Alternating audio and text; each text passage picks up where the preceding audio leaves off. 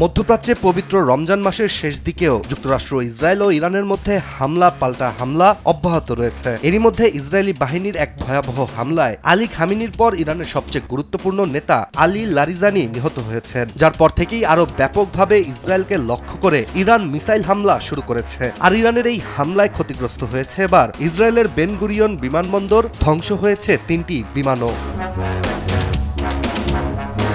সবচেয়ে অবাক করার বিষয়টি হচ্ছে, ইরানের ছোড়া ক্ষেপণাস্ত্র ইসরায়েলের আকাশেই প্রতিহত করা হলেও ক্ষেপণাস্ত্রের ধ্বংসাবশেষই নিচে নেমে এসে আঘাত হানে বিমানবন্দরে পার্ক করে রাখা বেসামরিক উড়োজাহাজে, যার পর মুহূর্তেই বদলে যায় দৃশ্যপট। বিমানবন্দরে থাকা একটি বিমানে আগুন ধরে যায়, আর বাকি দুটিও মারাত্মকভাবে ক্ষতিগ্রস্ত হয়।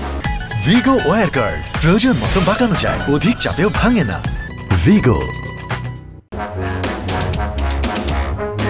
ইসরায়েলের বিমানবন্দর কর্তৃপক্ষ বিষয়টি নিশ্চিত করেছে, ইরানের ছোড়া ক্ষেপণাস্ত্রের ধ্বংসাবশেষই বিমানগুলোকে ধ্বংস করেছে। কিন্তু উড়োজাহাজগুলোর মালিকানা নিয়ে এখনো কোনো তথ্য প্রকাশ করেনি ইসরায়েল। তবে এই ঘটনায় একটি বিষয় স্পষ্ট, ইরানের এই আঘাত শুধু অবকাঠামোর নয়, এটি আঘাত করেছে ইসরায়েলের নিরাপত্তা ও আস্থার কেন্দ্রে। এদিকে ফেব্রুয়ারির শেষ দিক থেকে শুরু হওয়া ইরান ইসরায়েল উত্তেজনা এখন পুরোপুরি রূপ নিয়েছে সরাসরি সামরিক সংঘাতে। পাল্টাপাল্টি হামলায় আকাশপথ কার্যত অচল হয়ে পড়েছে মধ্যপ্রাচ্যের। বেন গুরিয়ন বিমানবন্দর, যেখানে প্রতিদিন হাজারো যাত্রী যাতায়াত করতেন, এখন সেখানে বাণিজ্যিক ফ্লাইট প্রায় বন্ধ। শুধু কিছু বিশেষ ফ্লাইট চালু রয়েছে, যার মাধ্যমে বিদেশে আটকে পড়া নাগরিকদের দেশে ফিরিয়ে আনা হচ্ছে।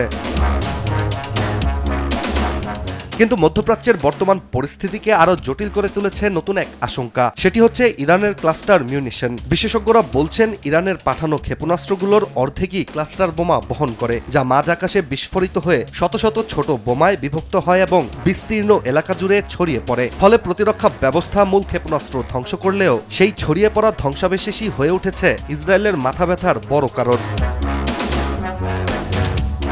পুরো এই পরিস্থিতি শুধু একটি সামরিক সংঘাত নয়, এটি এখন গভীর এক অনিশ্চয়তার প্রতিচ্ছবি। প্রতিটি ক্ষেপণাস্ত্র প্রতিহত হলেও তার ধ্বংসাবশেষ যেন নতুন করে বার্তা দিচ্ছে ইসরায়েলকে। আর এই সংঘাতের প্রভাব সীমান্তের বাইরে গিয়ে পৌঁছাতে শুরু করেছে সাধারণ মানুষের জীবনে, নিরাপত্তায় এবং বৈশ্বিক যোগাযোগ ব্যবস্থায়।